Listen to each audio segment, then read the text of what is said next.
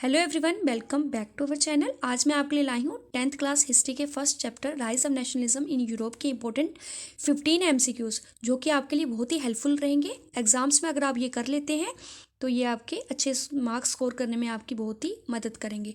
तो अगर आप हमारे चैनल पर नए हैं तो प्लीज़ चैनल को सब्सक्राइब कर लें। क्वेश्चन नंबर फर्स्ट है हमारा कि प्रूशिया में 1834 को ज़ोलोवेरिन जो था वो स्टार्टेड हुआ था, यानी कि ज़ोलोवेरिन क्या था?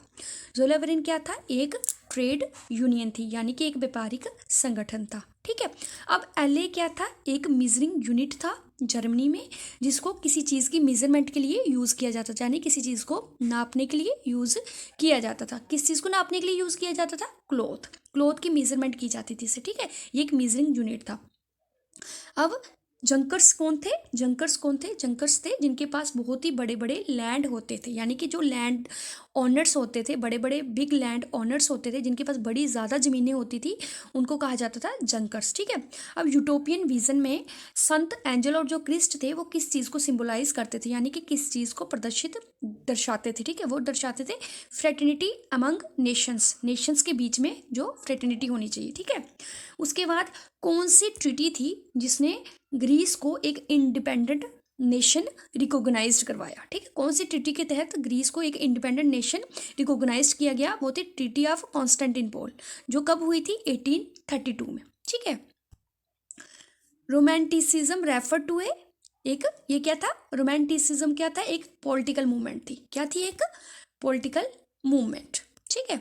उसके बाद था कौन सी कलेक्टिव पावर्स थी?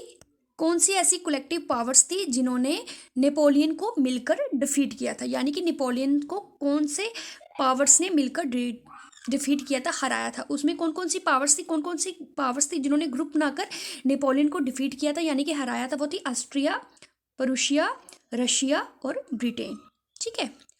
उसके बाद क्रेडल ऑफ यूरोपियन सिविलाइजेशन किसको कहा जाता है? ग्रीस को क्या कहा जाता है? Cradle of European civilisation. जब फ्रेंच रेवोल्यूशन हुआ 1789 में, उससे पहले कौन सी गवर्नमेंट जो थी वहां पर काम कर रही थी? वो थी मोनार्ची, यानी कि राजतंत्र। ठीक है। 1789 से पहले जब फ्रेंच का रेवोल्यूशन हुआ था, उससे पहले वहां पर मोनार्ची जो गवर्नमेंट थी वो काम कर रही थी। ठीक है। एक आर्टिस्ट थे जिनका नाम था फेडरिक। ठीक है। उन्होंने एक पेंटिंग बनाई थी जिसमें उन्होंने क्या दर्शाया था कि सोसाइटी है, एक समाज है जो किससे बना हुआ है? डेमोक्रेटिक और सोशल रिपब्लिक से। वो जो आर्टिस्ट थे फ्रेडरिक, वो कहाँ के थे? कौन सी नेशन से वो बिलोंग करते थे? वो थे स्विस के। ठीक है। नेशनलिज्म जो कि 19th सेंचुरी में एक स्ट्रॉन्ग फोर्स के रूप में एमर्ज हुई थी, उसका क्या मतलब था? यानी कि नेशनलिज्म का क्या मतलब था? Strong devotion for one's own country and it's history and culture. ये नेशनलिज्म क्या होता है? जैसे कि हम अपने भारत से बहुत प्यार करते हैं, इसकी कल्चर, इसकी हिस्ट्री, सभी से हमें बहुत ही लगाव है, हम फुली डिवोटेड हैं अपनी कंट्री के लिए। ठीक है, देशभक्ति। तो नेशनलिज्म का मतलब ये था। ठीक है। एक यूटोपियन, ठीक है, यूटोपियन सोसाइटी क्या है? यूटोपियन सोसाइटी का मतलब क्या है? ठीक है, यूटोपियन सोसाइटी वो सोसाइटी है जो कभी भी एग्जिस्ट नहीं कर सकती। ठीक है, वो कभी भी एग्जिस्ट नहीं कर सकती। और इस सोसाइटी में क्या होता है कि कुछ फ्यू जो बुद्धिमान लोग होते हैं, उन्हीं के हाथों में पूरा कंट्रोल होता है। ठीक है। तो इसमें जो ऑप्शन बी है वो सही रहेगा। पहला, ये सोसाइटी कभी भी एग्जिस्ट नहीं कर सकती। और इसमें क्या होता है कि कुछ चुने हुए जो बुद्धिमान लोग होते हैं, उनके ही हाथों में सारा कंट्रोल होता है। प्लेबिसाइट क्या था?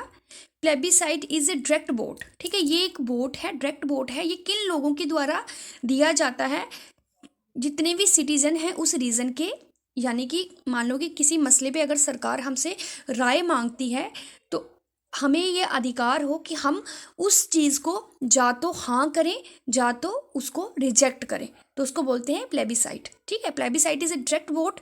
जो वहाँ के जो सिटीजन हैं, नागरिक हैं, उनके रीजन के, उनको ये वोट देने का अधिकार हो कि वो जा तो उस प्रपोजल को एक्सेप्ट करें, जा तो उस प्रपोजल को मना करें जो उनको गवर्नमेंट ने मानो दिया है। ठीक है।